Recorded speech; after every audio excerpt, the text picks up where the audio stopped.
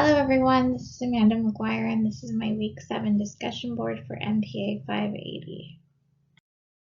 For this week's discussion, I am going to be talking about value-based ethics versus compliance-based ethics training in a nonprofit using Inland Regional Center as the organization. For an example, as a government-funded nonprofit, Inland Regional Center is held accountable to the taxpayers, and the taxpayers expect that Inland Regional Center will provide services with transparency because they need to know where their money is going. In order to be transparent, they also need to be providing service. When they're being transparent, they need to be providing services with integrity. Every organization has a set of codes of conduct or compliance-based ethical rules that must be complied with. There are always consequences for failing to comply with those rules, and that is the only thing that keeps staff accountable. Some organizations, particularly those that are required to be transparent in nature, also create a ethical culture through value-based ethics training. So for Inland Regional Center, we're going to determine whether or not both of these are needed, neither one, or what the answer is. So beginning with compliance-based ethics, these are a list of do's and don'ts or protocols that staff must follow. For Inland Regional Center, this consists of a conflict of interest, safeguarding personal information, accepting gifts, and a zero tolerance policy.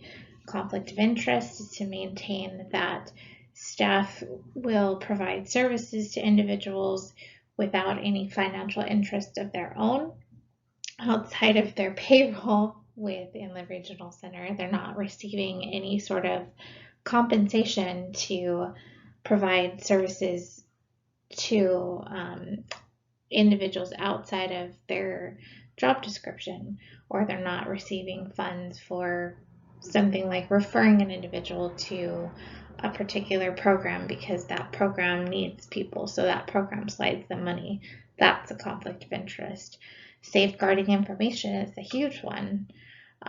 Being in compliance with HIPAA to maintain that the information of our individuals is kept safe and private. Accepting gifts. This is a big no-no, which is further described in the Hatch Act. And finally, the zero tolerance policy for abuse and neglect. Compliance-based ethics are necessary to prevent discrimination, inequality, and systemic corruption. On its own, compliance-based ethics are very technical and legalistic and are purely motivated by consequences. If there's no understanding of the reason for these compliance-based ethics, then staff will have no value in them except to only comply to prevent them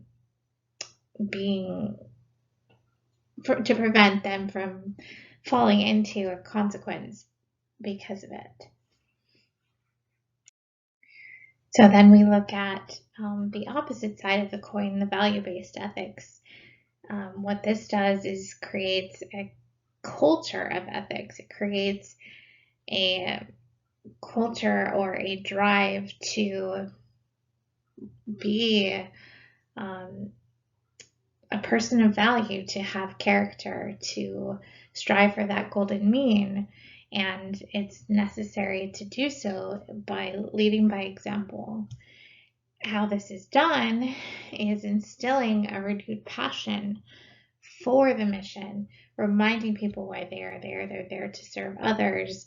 And in order to serve another person, you have to do so with character. You have to do so with ethics. It has to mean something to you and have value. And as a result, this creates moral agents. The concern with this by itself is that there are gaps left by value only. There's no concrete consequences when someone does not act with ethical value. Not everybody has the personality of wanting to do the right thing or being optimistic or generous. Some people are just generally naturally grumpy. So there is that challenge of creating a moral agent in somebody who is not necessarily driven by the core values of the actual organization. So now if we combine both compliance-based and value-based ethics, we have a need for both. Compliance is necessary to create regulation, to create guidelines on what's okay to do and what's not, to give people consequences for their actions. But at the same time, you also need to have value in the reason for doing those things. And so you can't have one without the other. You're having this compliance and value-based ethics leads to performing with integrity. And this is done through training. The training needs to be constant and ever adapting to the person to ensure that they understand what this culture is about and to really live in this ethical core. And it should be done with an ethical leader, lead by example, hold people accountable to their mistakes, and constantly renew that esprit de corps, that passion for the mission. So in conclusion, as if you couldn't already tell, my strong recommendation for this organization would be to use both compliance and value-based ethics training, and to do so constantly. That's all I have for this week. Thank you.